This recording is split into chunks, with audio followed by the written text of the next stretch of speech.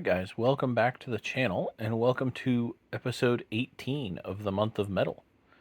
Today I am painting this Banshee, sometimes also referred to as a Wraith Champion. This miniature was released in 1997 and was sculpted by Aly Morrison. I did a super simple paint job on this miniature today. I started off by priming her with a green. The label of the green is actually rubbed off, so I don't know which green it is, but just kind of a medium green. And then I zenithaled it with pale clamshell from Krylon. Then I started in here with Coelia green shade, and I just completely covered the miniature with this color. This will help to blend the two spray paint colors together, as well as give us a nice base coat for our next couple layers to go on top of.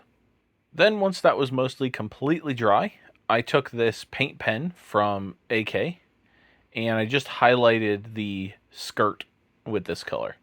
These are something I've been using for quite a while for my historical miniatures, but I figured in this case, with the folds of the skirt so well defined, it would be much easier to just use the pen instead of a brush. The coverage of these pens is pretty incredible. They pretty much only ever need one coat.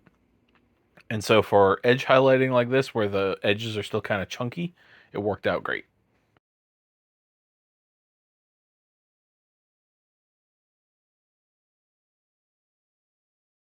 Then, again, waiting for that green to completely dry, I got some brain matter beige here, and I just dry brushed the sort of the top half of the Banshee with this color. I went for brain matter beige because it's almost a white, but it isn't all the way to pure white. There is a little bit of off-white in it still, and I think that looks a little bit better than just going straight up to pure white. So yeah, like I said, I was just focused on the top half of the miniature here. I did do a tiny bit of dry brushing of this over the green pen marker that we did, paint marker rather, but mostly just towards the top of the miniature, making sure to get the highest parts of the miniature, like the hair, the face, the sword tip, and that outstretched arm.